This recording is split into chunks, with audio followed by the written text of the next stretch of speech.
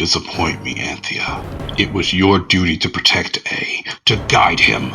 But instead, you let him fall into the hands of our greatest enemy. You have failed, not only me, but your king as well. And unless we can recover him, your failure could mean the end of Team Plasma. These words chill Anthea as she stares up at Ghetsis' enlarged face on the video monitor. Grief at the loss of her brother wars with shame inside her. But thankfully, the oldest of Ghetsis' adoptive children possesses enough steely resolve to meet her father's eyes. She makes no attempt to explain that Ace sacrificed himself for them, or that she, Concordia, and Chorus have thought of nothing but trying to locate him ever since. No, those things are not relevant anymore. All that matters is tracking down A, and if Ghetsis needs to berate her some more before letting her get back to that task, she will stand here resolutely and endure it. Ghetsis, however, seems rather displeased with this dispassionate response, and so demands to know if Anthea truly understands the gravity of the situation they have found themselves in. Anthea replies with a simple, "Yes, father," and this seems to make Ghetsis grow tired. With a long sigh, he growls that perhaps it is his fault for expecting too much of her and Concordia, since they are little more than children themselves. Casting his gaze over her once more, the leader of the Seven Sages tells Anthea to await his next call, where he will decide what to do with her and her sister, once A has been safely recovered. Then, without another word, he terminates the call. Letting out a sigh of her own, Anthea steps out of the living room and into the hall, where a grunt is waiting for her with a tablet in one hand and a fresh mug of tea in the other. In the days since A's capture, the entire cottage has been converted into a command center for the rescue operation, with dozens of grunts coming in and out with new reports by the hour. And so it has fallen to Anthea to take charge. It is exhausting work, a bitter slog with poor odds of success, and more than once Anthea has felt as though she would crack under the pressure at any moment. And perhaps she would have if not for Concordia and Chorus. Their help has been invaluable in both moving the mission forward and keeping her morale up. As soon as she is out of the briefing with Ghetsis, the pair fall in step beside her, with Chorus being the first to speak. He says that he has compiled the reports for the various international police sightings and can confirm enough of them to correlate the suggestion they are definitely taking A south while still being in Western Unova, meaning they can reassign all the grunts in the east. Anthea thanks him, then looks to her sister. At once she can see that Concordia has been crying again. She'd been doing a lot of that since they took A. This leaves a stone in the pit of Anthea's stomach, both to see her sister in such distress, and at the memory of a time when she had once felt jealousy over the special bond A and Concordia had, though that had been a very different Anthea, from an equally different and more innocent time. Clearing her throat, she asks Concordia if she'd had any luck finding Baniri, but the blonde girl shakes her head, sighing that her team has covered every square centimeter of Icera City, and even away into the mountains, but they haven't seen it since the gym battle.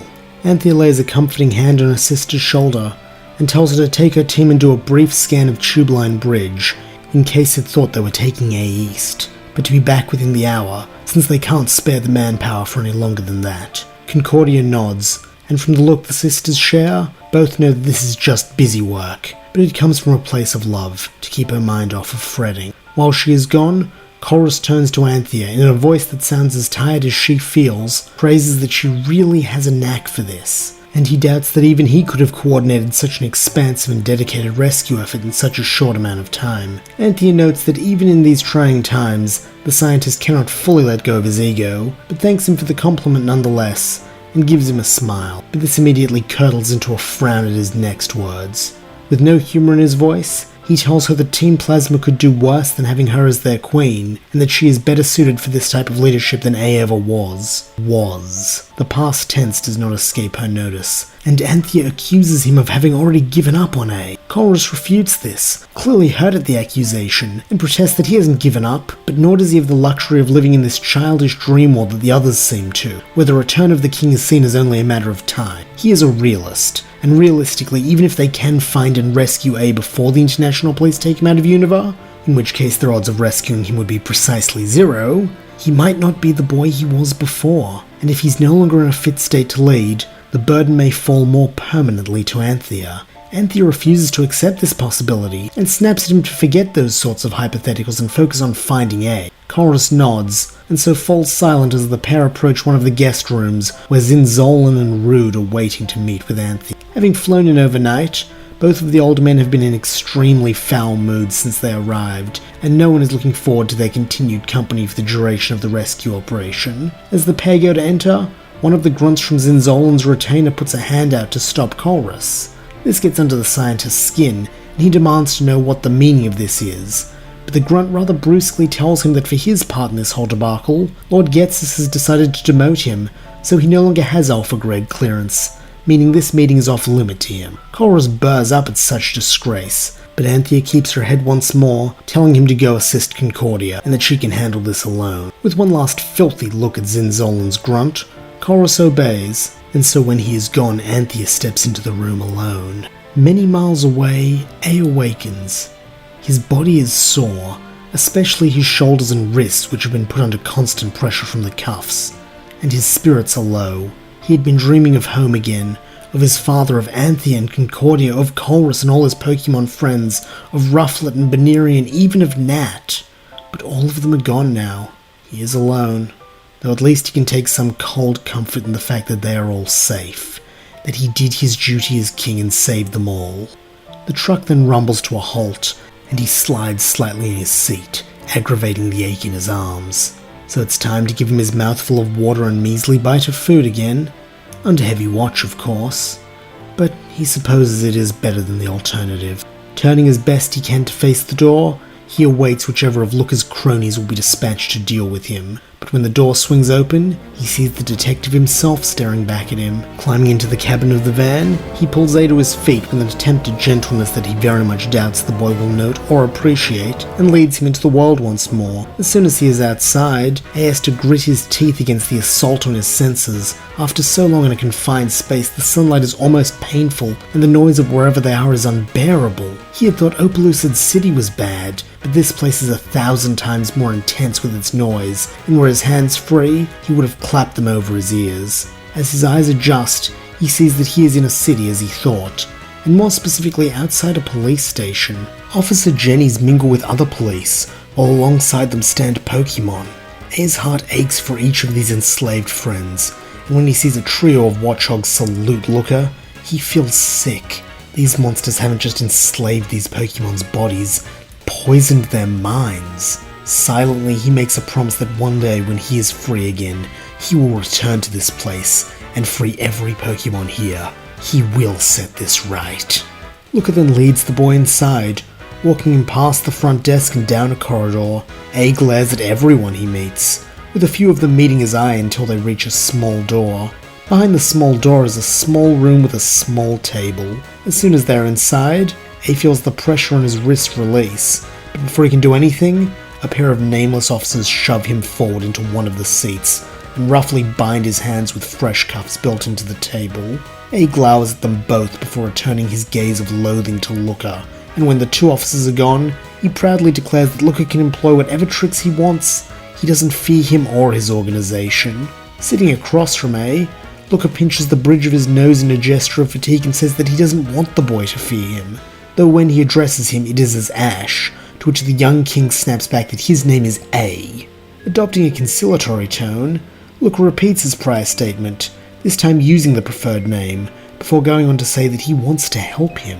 This makes A sneer that it certainly didn't seem like help when he and his goons busted in and tried to arrest his friends. Looker appears to have been ready for this accusation, and replies that he cannot refute the claim where Chorus is concerned, calling the scientist a dangerous man. But as for A and his sisters, he truly does want to help them, since what Ghetsis did to them breaks his heart. A shoots back that their father raised them and taught them the true ways of the world, not the warped lies that people like him perpetuate. Looker goes to snap back, then bites his tongue, breathing deeply before more calmly asking if that is the case. Why did he work so tirelessly to keep them from ever seeing the world outside their base? A is a bit shocked that Looker would know this, but tries not to let this momentary surprise show on his face, as he answers that it was to keep him safe from people like him. This actually elicits a bleak chuckle from Looker, who with an edge of sardonic bitterness summarizes the boy's statement as, "Because outside voices cannot be trusted.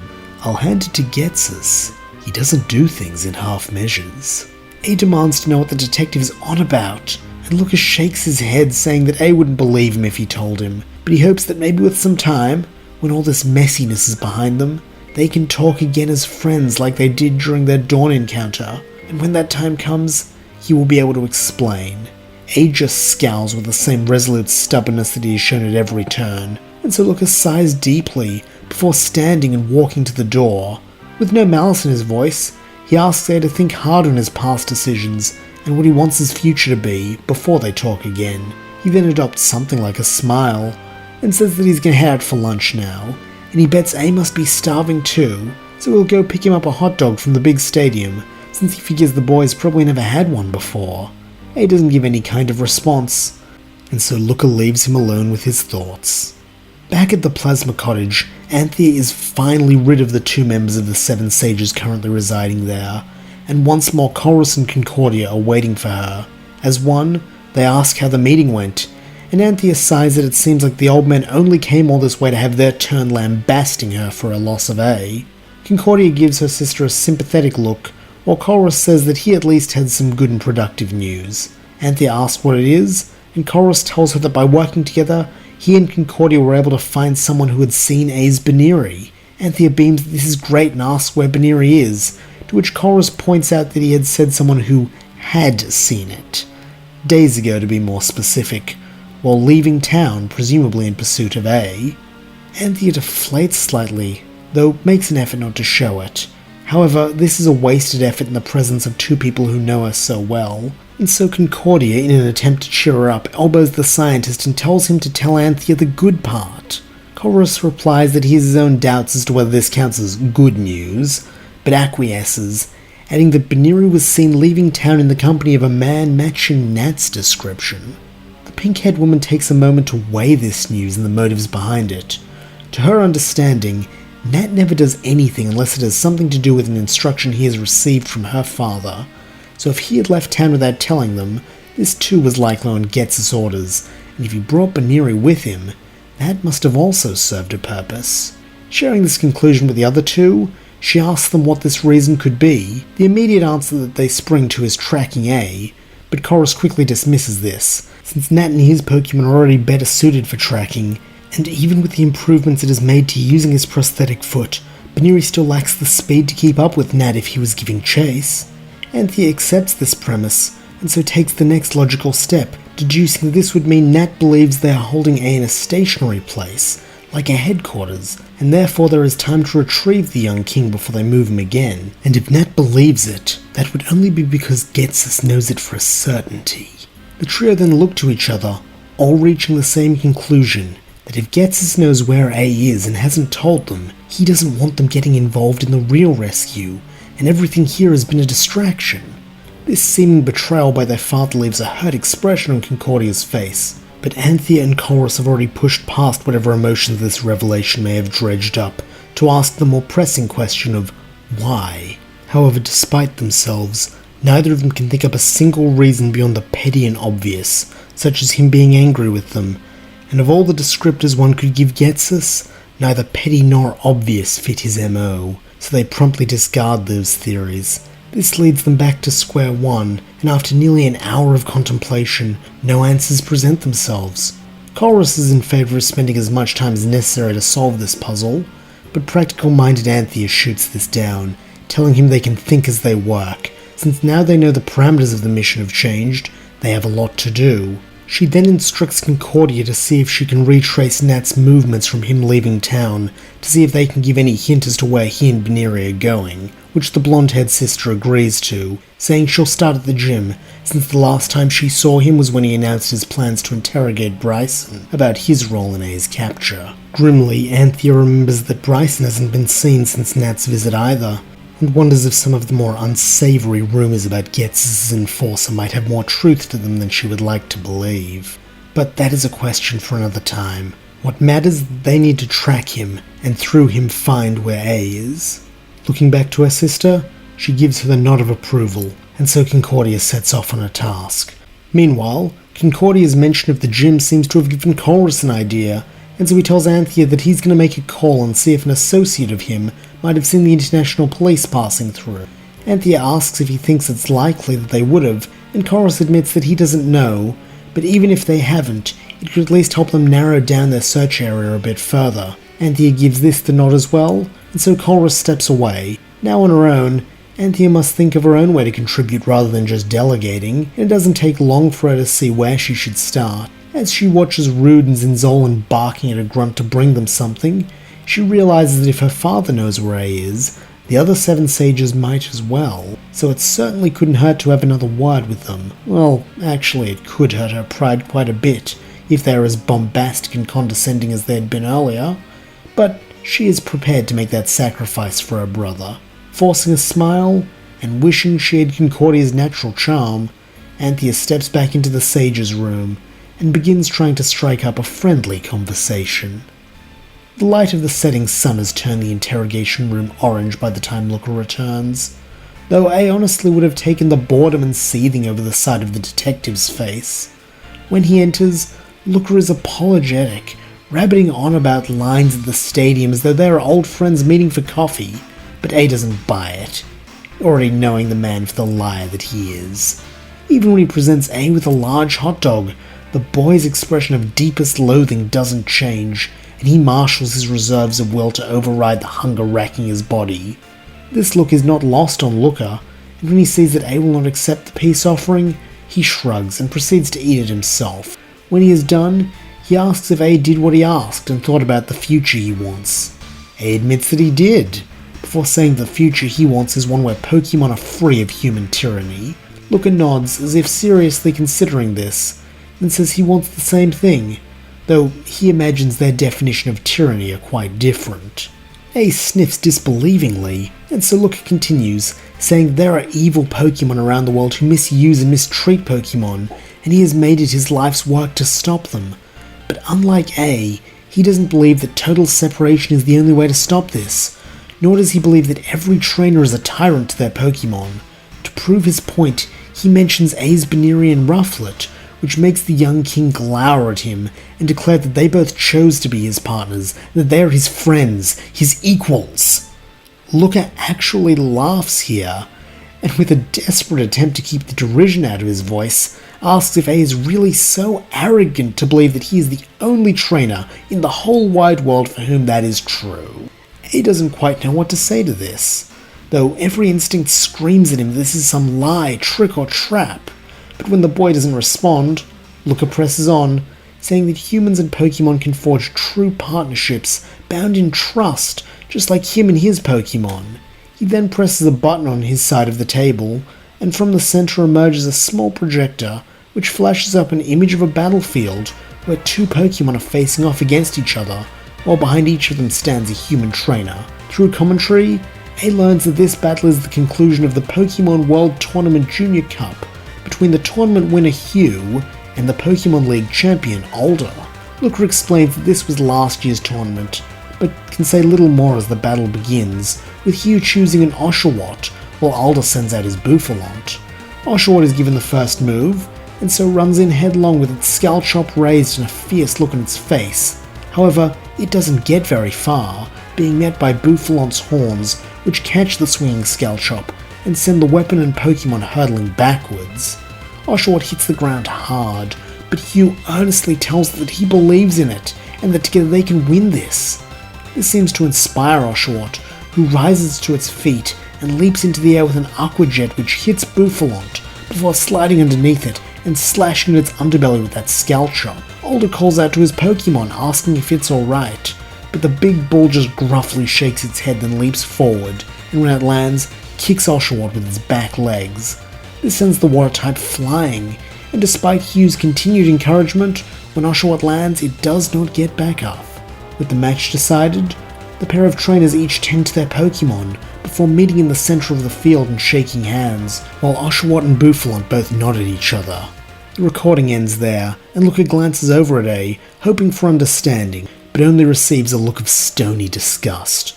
Recognizing the video alone was not enough, he asks if A can at least see what he's trying to show him, that both pairs of trainers and Pokemon had a deep bond of mutual trust, and that is what allowed those 2 Pokemon to fight as hard as they did, not out of fear or subservience, but because they wanted to reach new heights as a team. Ace scowls that he saw nothing of the sort.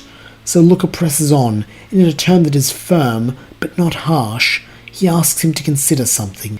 If what he says is true, and there really is genuine love and trust between Pokemon and trainers, then wouldn't Team Plasma be the ones inflicting tyranny on those Pokemon by ripping them away from their human partners? A thought he felt sick while watching the battle, but that is nothing to the bile that rises in his throat at this suggestion, and he glares daggers at the detective. The only calm thought that he can find amid the lake of rage that is his mind is that he's glad he didn't eat that hot dog, for if he had, he would surely vomit, such is his disgust with Looker's lies. Forcing the primal snarl that is yearning to escape him into words, A furiously declares that he is sick of Looker's games, and that he should stop now, since he refuses to give him whatever he wants. Looker nods soberly that he knew A wouldn't. That's why he never bothered asking him questions like where Team Plasma's base is, because he can see that he is a loyal and caring young man who will never betray his friends or his ideals. In that way, he is very much like his mother. Shock mingles with fury on A's face, and this intrigues Looker, who asks what Ghetsis told him about his mother. A tells him that she died when he was very young, and Looker shakes his head, asking with just a hint of irony whether he knows this for a fact, or if this is what Ghetsis told him. A asks what the difference is, and Looker responds with a question of his own, asking if A has ever been to her grave perhaps, or if he could even tell him what city it's located in. A says nothing, but this is all the confirmation he needs, and so firmly states that Ghetsis is a liar and a manipulator, and that this is exactly who he wants to save the boy and his sisters from. He then lets his mask slip for just a moment as genuine sympathy floods his voice, and he earnestly tells the young man that he doesn't know what purpose Ghetsis wants him for, but he knows it can't be good, and worse, he knows that once Ghetsis has it, he'll have no more use for A, and that could mean very bad things for the boy. A storm brews behind A's eyes, and Looker can't help but feel hopeful. Maybe, just maybe, he's gotten through to him. Maybe this boy's tragic story can have a happy ending at least. But then the young king's walls come up again, and in tones colder than ice, he repeats what he said before, that he is done with Looker's mind games, and he should save his lies, since he won't give the detective anything. Looker's heart sinks at this, but he meets the young man's gaze, and in a restrained voice says, "So be it." He then makes a gesture with his hand, and the interrogation room door opens, with two officers entering and uncuffing A before recuffing his hands behind his back and marching him out the door. When Looker is alone, he taps his cross transceiver, and the call immediately goes through to his partner. On the other end, a woman with auburn hair picks up, addressing herself as Seeker.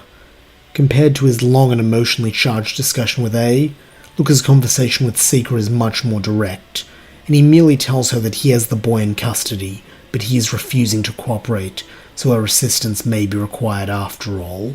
Seeker inquires as to what she should expect upon meeting him, and Looker sighs that A is obstinate, arrogant, and uncooperative to the point of being openly hostile. But he is also compassionate beyond anything he's ever seen, unwaveringly loyal to his friends, and unflinching in his ideals.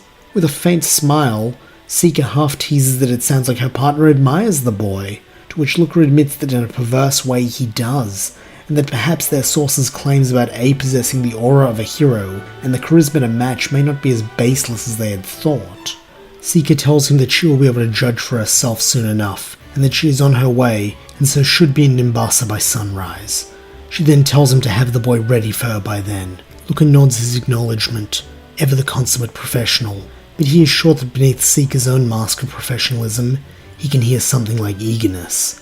Telling her to travel safely, Looker then signs off, feeling a little better for the knowledge that at least one good thing will come out of this case. Elsewhere, another phone call is coming to an end, one between Colress and his unknown source. As Anthea approaches to see whether this has yielded better results than her fruitless conversation, she is struck by the fond tone the scientist is using with whoever is on the other end, far softer than he has used to date, and even more shockingly, his last words when hanging up are, "I love you too."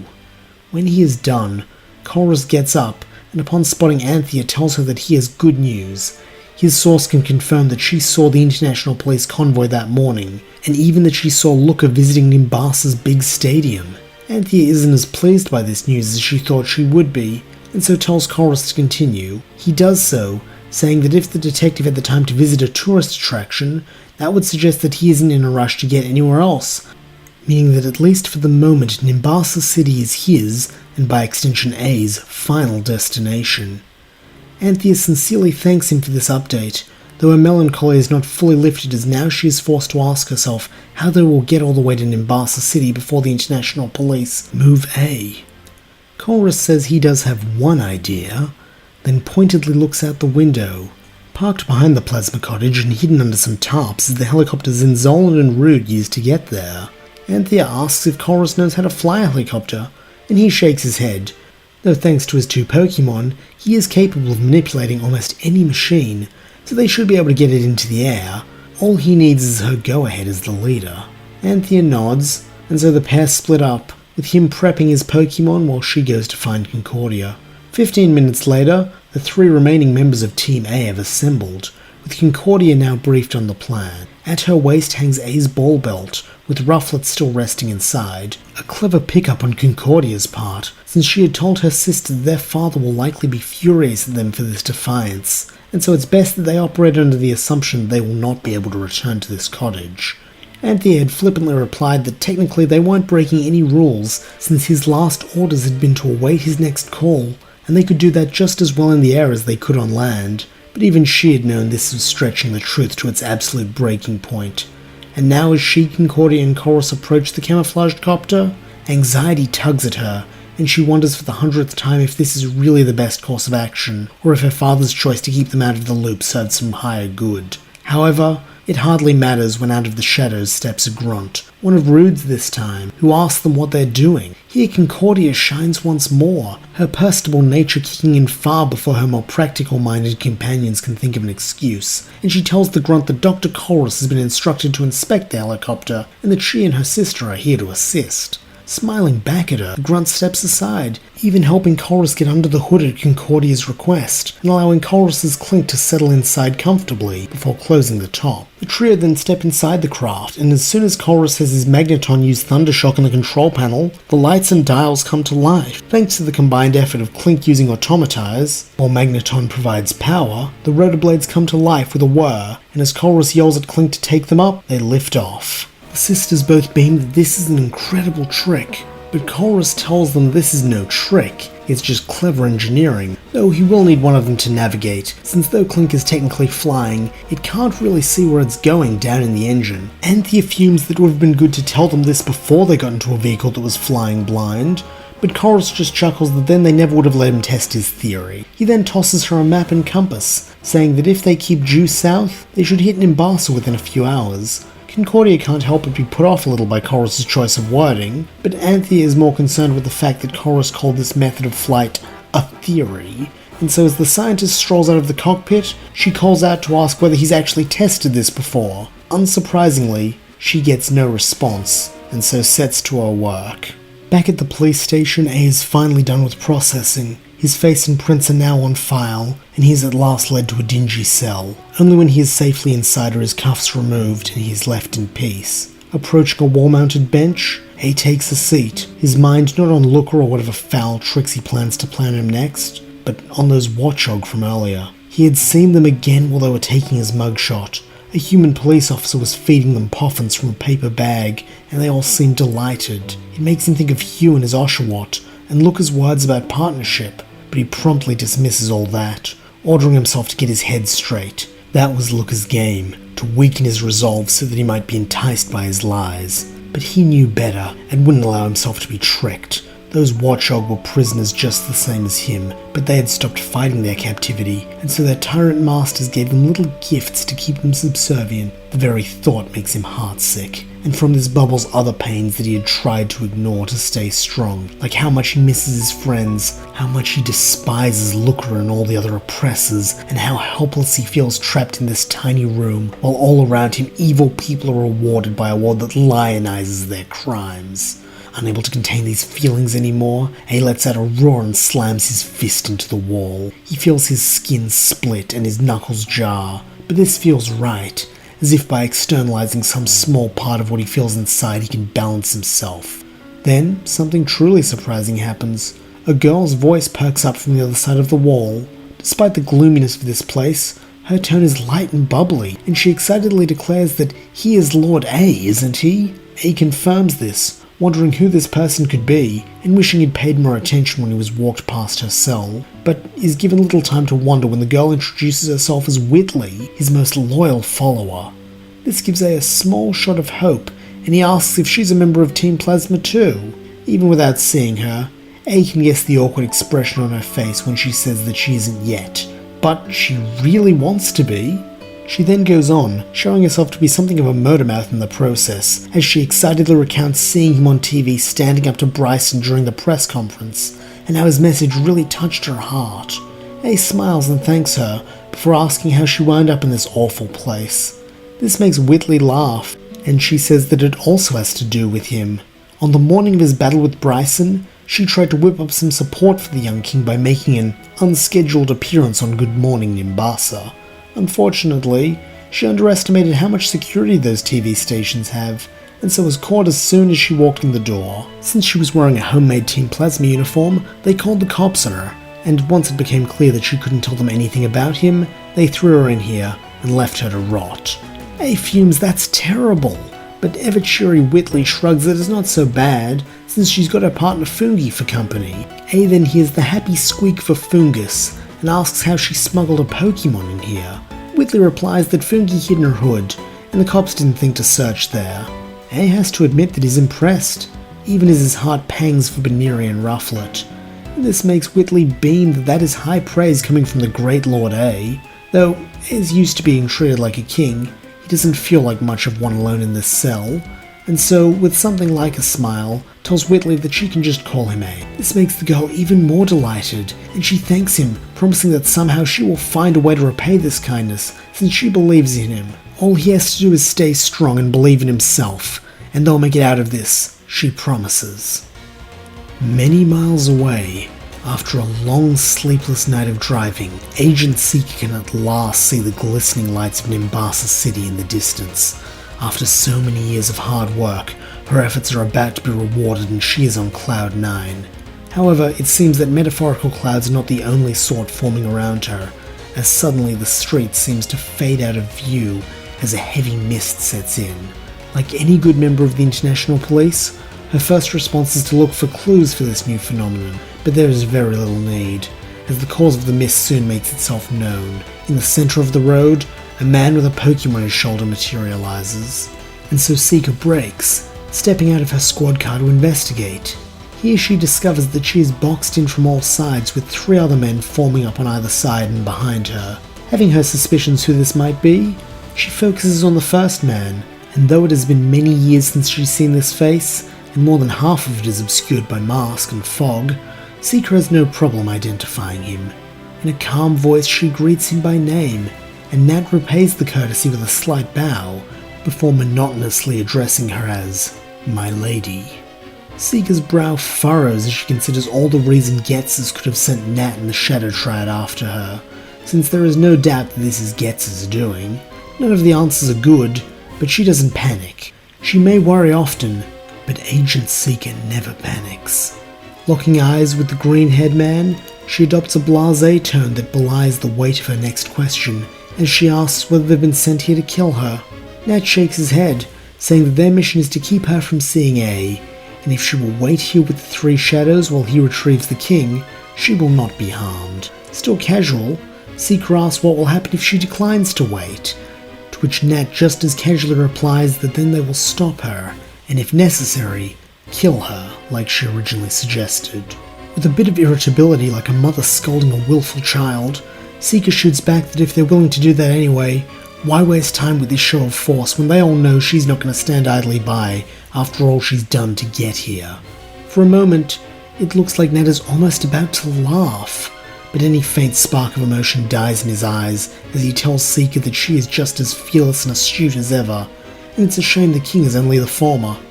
He then continues that, as she well knows, her prolonged existence is only because Lord Ghetsis has seen the truth and decided that she is more valuable to his cause alive than dead. However, she shouldn't overestimate her own value, since he will not hesitate to strike her down if that changes. As they have been talking, Seeker has used the cover of the fog to slowly reach around to one of the Pokeballs on her belt. Now she has a hold of it, but before she can bring out the Pokemon within, she wants to know one more thing, and so asks if Ghetsis is more afraid of her seeing A, or him seeing her, though she, like Looker before her, does refer to A as Ash. Nat gives no answer, either because he does not know, or because it's not within his mission parameters to say, but either way, Seeker now knows what she has suspected all along. Ghetsis still fears what she can do to his perfect little plan, and that is all the more reason to make it to Looker and the boy. Without a sound, she throws the ball, and from it bursts a large and powerful Kangaskhan, who bellows to the heavens with all the primal ferocity that Seeker feels. With years of partnership under their belt, the detective feels no need to give Kangaskhan specific instructions, and so instead tells it to simply clear away their enemies so they can proceed. The three shadows all respond by bringing out their poniards, but this just gives Kangaskhan something to target, and so without any sign of difficulty, it lifts the heavy squad car and throws it at the trio of Pokemon. The Shadow Triad scatter as their Pokemon are caught up in the attack, and now that all pretense of civility is dropped, Seeker is once more reminded of how much she hates them and all of Team Plasma. She hates them, and will stop at nothing to get rid of them, even Nat. Though when her thoughts turn to the green-haired young man, things are a bit more complex. But that doesn't matter here, since he is the enemy, a fact made painfully clear by the way he directs the little Pokemon on his shoulder to attack Kangaskhan. The Pokemon obeys, and so leaps up and drives a swift kick into her partner's back. Up close, she can now see that the Pokemon is a Baneri, and that its foot is encased in crackling electricity. This is his Baneri. Are he and Nat friends? What a strange quirk of fate. But once more, Seeker has allowed her inner turmoil to distract her from the matter at hand, and so Baneri deftly executes a second electrical kick, but it does not get the chance for a third, as Kangaskhan turns around and gives the normal type an almighty wallop with a hammer arm that drives it into the asphalt, with enough force to leave a crater. Baneri tries desperately to get back up and fight, showing that same loyalty it did on TV, but even determination has its limits, and Baneri falls unconscious while Seeker steps over its body towards Kangaskhan. Now that her attacker's Pokemon have all been incapacitated, it is time to go, and since Kangaskhan totaled her car, this will require an alternate form of transportation. Leaping onto Kangaskhan's back, she grips tight to one of the large normal type's back spikes, while planting her feet firmly on two of the others. With her free hand, she pulls a pair of aviation goggles from her coat pocket and places them on, while she knows that the Joey in Kangaskhan's pouch is doing the same. Once the goggles are securely fitted, she thumps her partner twice on the back, then grips tightly to a second spike as purple energy begins to engulf Kangaskhan. By now the Shadow Triad have reassembled, and so with Nat at their head charge at Seeker and Kangaskhan, not sure what they're doing, but certain that it's not in line with Lord Ghetsis' plan. Then the purple light is entwined with streams of gold energy, and moments later a sonic boom knocks all 14 Plasma members off their feet, as Kangaskhan uses Gigi Impact to launch itself into the air and far out of sight. Rising first, Nat orders the others to fan out and find Seeker, while he will continue on with the original mission. The shadows nod and vanish, leaving Nat to pick up Baneri, and then follow suit, moving towards the place where all their destinies will converge. At last, the Team Plasma trio have arrived in Nimbasa City. Having abandoned the helicopter away out of town to avoid drawing unnecessary attention to themselves, they now make their way on foot. Magneton, Clink and Rufflet have all been assigned to scout for the International Police base from the air, and after nearly an hour of wandering, Rufflet does return with a happy chirp that suggests that it has found what it's looking for, allowing Chorus to call the other two back, before the trio follow the normal type. Rufflet leads them to a building clearly labelled as a police station, and as the vans bearing the symbol of the International Police loom out of the darkness, Chorus can't help but comment that he's a little surprised Looker would take such a high-value target somewhere so obvious. Concordia reasons they probably feel no need to hide, since they believe their cause is just. while Anthea just takes a deep breath and tells her two compatriots that it's time they show them how wrong they are. Chorus breaks away from the sisters to complete his part of the plan, while Anthea and Concordia bring out Gothita and Ralts respectively. Each then lay a hand on Ralts and feel a sudden jerking sensation as they are teleported inside. Unfortunately, due to being unfamiliar with the layout of the station, they appear in a room with several officers, but thankfully they planned for this possibility, and this is where Gothita comes in, using confusion to lift the humans and slam them against the walls. As the officers slump to the ground, Anthea plucks some sort of keycard from the nearest one's belt and uses it to open a door, leading them further into the labyrinthian building. Having no way of knowing where A is, the sisters are forced to open every door they come across, and in the cases where they find people behind those doors, utilize confusion attacks and the element of surprise to incapacitate them. It is slow work, and even when they dare call out their brother's name, they get no response, truly hinting at the size of this place. Meanwhile, outside, Chorus has made his way around the police station and found the power box. With Magneton's help, he is able to overload it. Then, being wise to the workings of machines, decides to keep going until he overloads the safety switch, disabling any backup generators the station might have. Through a window he can see darkness taking hold, and hopes that it will give his friends the extra cover they need to find A. However, it seems not everyone is impressed with his handiwork. From behind him, a stern woman's voice addresses Chorus by name and proclaims that he is under arrest. But the scientist has no intention of going quietly, and so feigns surrender, raising his hands as he slowly turns around. The woman is younger than he expected, most likely late 20s with long auburn hair and oddly familiar eyes, but he has little time to think about this as Magneton floats over, and he uses his raised hands to grab onto two of its magnet limbs. At once, the steel type takes the hint and lifts Chorus into the air. The woman tries to follow, grabbing onto his legs, but before she can pull him down, a shadow passes over them both, before a crackling noise that Chorus knows well fills their ears. Looking up, Chorus sees Baniri silhouetted against the backdrop of the full moon before it drops down and executes a flawless scissor kick onto the woman's head. Thanks to the power of the shock drive, the electrified techno kick is enough to send spasms through the detective's whole body, and she releases her grip as she falls to the ground. Letting go of Magneton with one hand, Chorus catches Baniri before it can fall after her, but the normal type seems incensed by this help, barking shrilly and gesturing at the woman with its free hand. From above and behind them, an equally familiar but much less welcome voice says that it can either have that, or it can save its precious king, but it cannot have both. Whipping around, Chorus sees Nat perched on the rooftop, with that same damned blank expression, as if talking to a Pokemon or anything else that had happened at the last minute was perfectly normal. Magneton deposits its trainer and Baniri beside the green-haired man, and Chorus wastes no time asking if he's here to help. Nat replies that he is here to retrieve Lord A for Lord Ghetsis after this trying ordeal, and not for the first time, Chorus has to wonder if this whole thing was some sick test orchestrated by Ghetsis himself. However, he voices none of this, and instead brusquely tells the enforcer that he has that covered, and not to forget their arrangement, that he is in charge of monitoring and training the boy now. As he says these words, he can't help but feel a swell of affection for A, even if his act of needless heroism has inconvenienced them all terribly, so he fixes Nat with a steely look, as if trying to ward the other man off. Nat seems neither perturbed nor impressed by this posturing, and so in a tone almost too bored to be a threat, tells Chorus that that may be the case, but he has already failed once, and Lord Ghetsis is not the sort of man who tolerates failure twice. He then gives Baniri the faintest of nods, before vanishing into the night to do whatever sinister task Ghetsis has lined up for him next.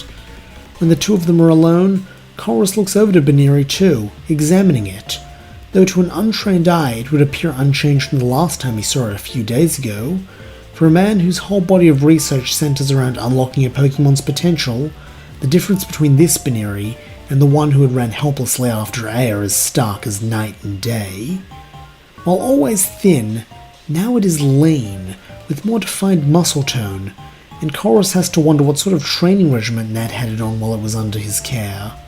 But the biggest change is in its bearing. There is less meekness in the way it carries itself, from its stance to the set of its jaw, and when Chorus sees its eyes, they are blazing and fueled by fury. He can see both Nat and A in those eyes, and it's a little disconcerting to see such disparate ideologies in a single being. The little Pokemon then fixes him with a look of its own, and yaps something that even without Nat's seeming ability to comprehend the speech of Pokemon, Colress can understand. It is a call to press on and reunite with A now that he is so close at hand. With just a hint of his usual haughtiness, Colress replies that they will go, but not to rush into battle as it did before, since unlike Nat, who is a blunt instrument, his plans require finesse, and he won't have the fluffy little rodent ruin things because he got overexcited. Baneri nods, and so the pair enter through the rooftop door. Back inside, Anthea and Concordia feel as though they have exhausted every possible door in this complex, while their Pokemon are clearly fatigued under the bevy of psychic attacks they have been forced to perform for their trainers. By now, they can barely stand, and so as Concordia cradles Ralts and Gothita, Anthea throws wide a heavy door, and inside is A. Running into the cell, Anthea and Concordia throw their arms around their brother, and he just as eagerly embraces them. For a moment, there is nothing in the world but the Plasma siblings and their joy at this reunion. A feels wetness on his face, and doesn't know if the tears are his own or one of his sister's, but one thing is certain, and that is the feeling of relief he feels at seeing them again. In a hoarse voice, he whispers a simple, "Thank you," wanting to say more, but being overcome by emotion. However, between the three of them, that is all that needs to be said. And so Anthea and Concordia pull him in tighter, whispering their own reassurances and their apologies that it took them so long to find him. But eventually, the voice of reason kicks in, this time in the form of Colress, when he too finds them.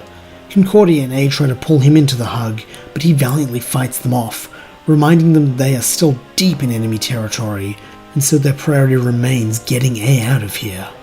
The sisters nod and so finally break away from A, though in doing so they reveal the final member of the group in need of a hug, Baneri. As soon as it sees A, it leaps into his arms, and A instinctively pulls it tight to his chest, all the pain of the recent days fading from both trainer and Pokemon's face now that they are together again.